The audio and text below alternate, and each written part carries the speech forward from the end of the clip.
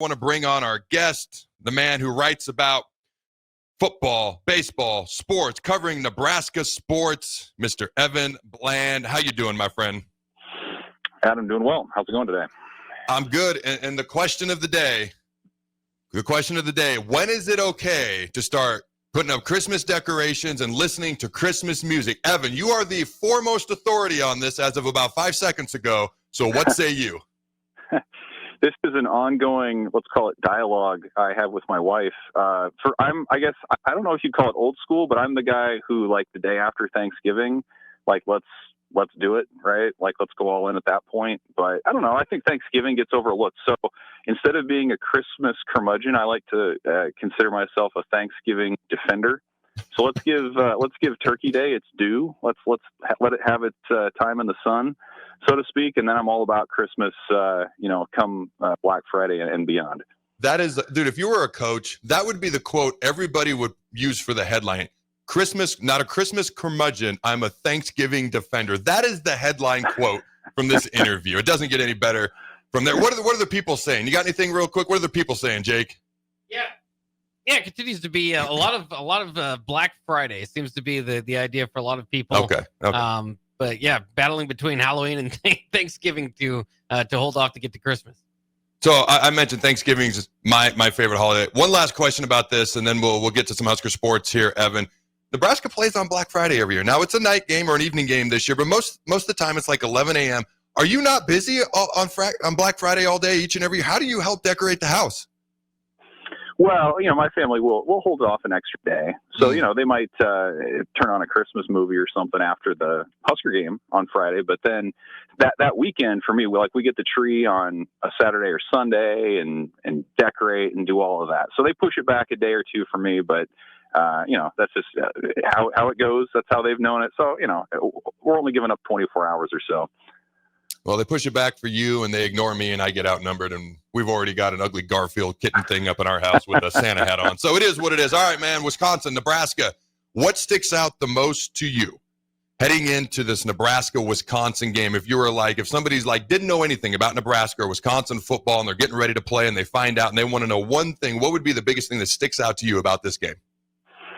I think for the casual observer, it's, hey, both of these teams have new offensive coordinators as of, less than 2 weeks ago each.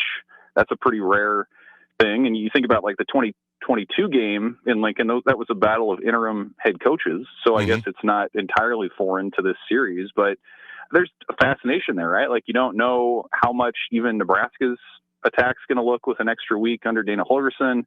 You don't even know who's calling the plays for Wisconsin and how much maybe they decide to go back to their smash mouth roots, running the ball, or how much they continue to use what they have done. So I think that's probably the general part of it, but then just the stakes too. I mean, it's I think anytime you're watching a game where one team has dominated the rivalry and you see the other team's home and they're favored by a little bit, I think you tune in and say, hey, this could be a special moment. This could be one of those things where real genuine joy and jubilation could come out of the outcome if it goes Nebraska's way. And Wisconsin's fighting for some things too. They have a long bowl streak that they're trying to protect, whereas Nebraska's trying to, end their drought. But I just think the stakes, the uncertainty, if this were an algebra equation, we wouldn't have enough information to solve for X at this point. You have a little bit of it, but you don't really know how it's all going to shake out. And so I think that level of uncertainty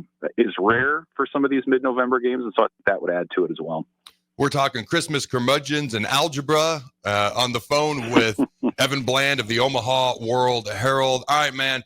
So talk to me about that. We've actually dubbed Wisconsin's offensive coordinator Casper because he may or may not exist. But here's the deal. Do you think that's a big advantage for Nebraska or not, where Dana Holgorsen is the guy calling our plays, but he's also relatively brand freaking new, and then we don't really know anything about Casper over there for Wisconsin? Do you see that as a big advantage for Nebraska, small, or not at all?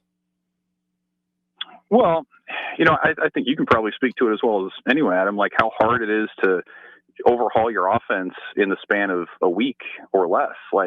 It's not like Wisconsin's going to come out and I think do anything radically different from what we've seen, much like Nebraska didn't do anything radically different against USC, even though Dana Holgerson and his background as a coach and the air raid is quite a bit different from what Nebraska had done. Like, at some point you have to recognize this is what these guys have been doing. This is what they're comfortable with. Ideally, this is a scheme that's suited to the personnel that you have. And so, I mean, yeah, if you're USC a week ago, if you're Luke Fickell now, I suppose you can fire up some West Virginia tape or some Houston tape and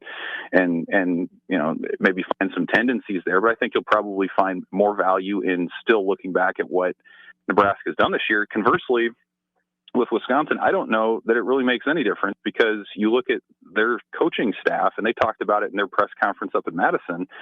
There's nobody there that has any track record of calling plays offensively. I mean, Fickell kind of made the joke that he did it and called plays for middle school and high school and that sort of thing. But you're not going to be kind of conjuring up that tape at this point. So I don't know that even if there was a name, that there was all that much help that you'd be able to find from that. I think you look at the personnel that they have. Probably the biggest question mark is how healthy are their receivers with Will Pauling and down the line. I mean, that was something even their local beat reporters up there aren't sure about, because they spent so much time this week with the Phil Longo firing. So I think probably if you're Nebraska, the biggest challenge has been, hey, who's going to be out there? And you might not find that out until warm-ups or into the pregame availability that comes out 2 hours beforehand. But I think generally speaking, these teams are awfully familiar with each other. They've scouted each other, preseason. And so there's going to be some tweaks. You might see some personnel movement, but generally I think both teams kind of know what the other's trying to do. All right, Evan, what do you see as the biggest key to this game, and what is your official score prediction? I think for Nebraska, this has to be a good game for the Black Shirts. I mean, they've been up and down. We've seen them when they have dominated, like the first half at Colorado or the second half at Purdue. We've seen moments when they just haven't swarmed as much, and the tackling's been a little bit messy, where the takeaways haven't been there as much. So this, to me, is a game where that side of the ball needs to bail out the rest. And we don't really know from week to week what to expect on special teams. I think the offense, if you can set them up on a short field once or twice, that could make a big difference. But this feels like a game where you need Ty Robinson to ball out. You need John Bullock to do something. You need, your veteran secondary to run the same defensive plays and to, be solid on the back end. So I think that's probably what it is for Nebraska. And quite honestly, it's what it is for Wisconsin. I mean, that's the defense has been their constant this year, and they have a ton of confidence coming off of holding Oregon to 16 points at home. So I think they're feeling pretty good. They're relatively healthy as well this late in the year. So to me, it feels like a game where it's like a race to 17 points maybe, and it comes down to either a bust or a key turnover or maybe a special teams play. But there's really nothing here that would have you believe this will be anything other than what Matt Rule said, which is it'll probably come down to the final drive one way or the other. Someone has to make a play. I think it absolutely could be Nebraska, but just objectively, when you look at the series history here and the run that Wisconsin's been on, it's hard to pick Nebraska to snap that until it happens. So I would say I think Wisconsin wins by a field goal, and like a 17-14 type of game. But absolutely, it could go the other way. And if Nebraska were to win, it'd be one of their most significant wins probably in the last 8 or 9 seasons. All right, man. Last question, and the biggest, most important question of the day. All right, our kids play on the same, 8U rec baseball team. What is your boy doing? He's got pitching lessons. Has he got hitting lessons? You got him doing 3 a days. What's going on? How are we getting ready for next baseball season here, Evan? What's on the docket here?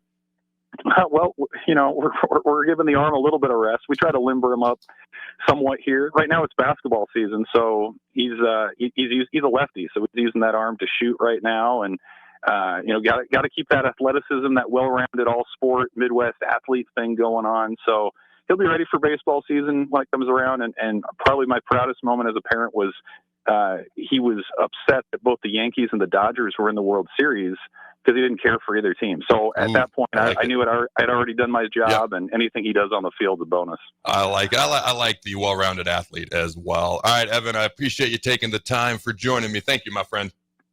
Thanks, Adam. Take care.